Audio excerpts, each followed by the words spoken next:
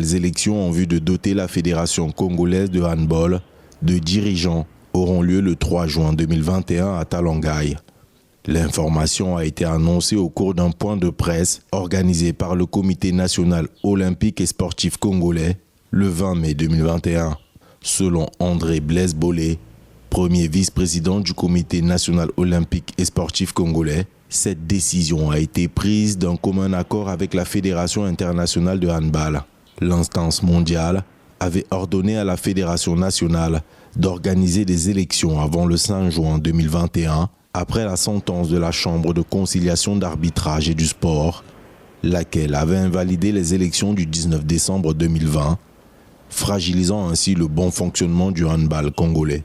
Les dossiers de candidature ont été déposés au secrétariat du Comité national olympique et sportif congolais, dont la période du 20 au 22 mai 2021.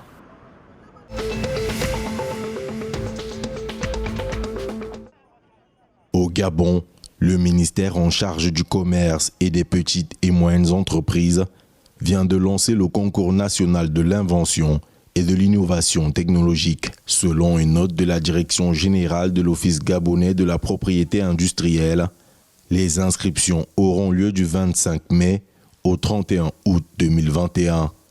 Le concours lui-même aura lieu du 7 au 13 septembre 2021. Ce concours, qui s'inscrit dans le cadre de la stratégie gouvernementale d'industrialisation, a pour objectif la promotion et la valorisation de la créativité et de l'innovation technologique dans les domaines pharmaceutiques, agricoles et industriels. À terme, le Gabon espère suffisamment produire localement pour ne plus dépendre des importations qui déséquilibrent sa balance commerciale.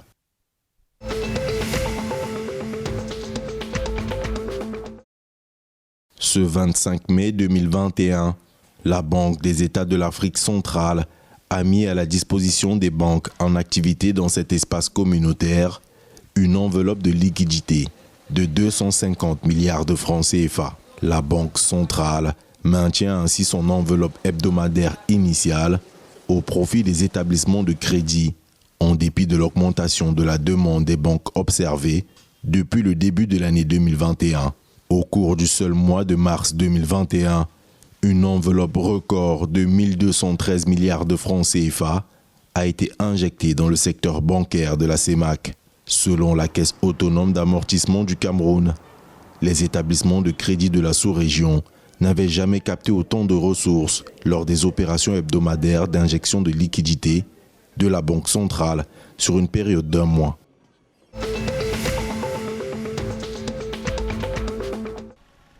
Au Cameroun, le cumul du service de la dette publique réglé depuis le début de 2021 est évalué à 159,8 milliards de francs CFA, dont 109,8 milliards de francs CFA de remboursement du principal et 50 milliards de francs CFA de paiement d'intérêts et commissions, selon les données de la Caisse autonome d'amortissement, structure en charge de la gestion et du suivi de la dette du pays.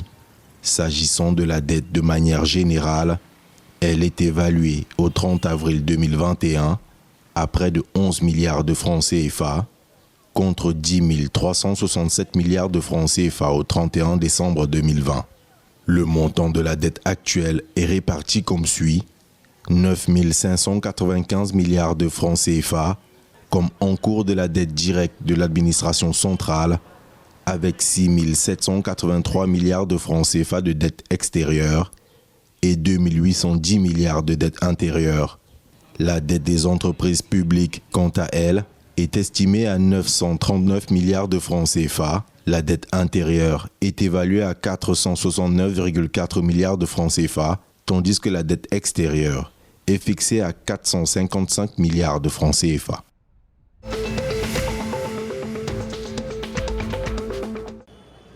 En République démocratique du Congo, le Fonds des Nations Unies pour l'enfance s'inquiète de la situation humanitaire des enfants, qui sont les premières victimes des conséquences de l'éruption volcanique à Goma, au Nord Kivu. Selon l'agence onusienne, 170 enfants sont portés disparus, d'autres enfants, estimés à 150, sont séparés de leurs parents.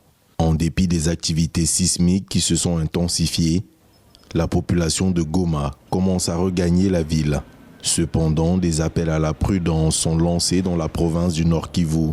Il a été demandé aux parents de ne pas envoyer leurs enfants à l'école. Les écoles sont fermées et les cours suspendus jusqu'à ce que la situation revienne à la normale.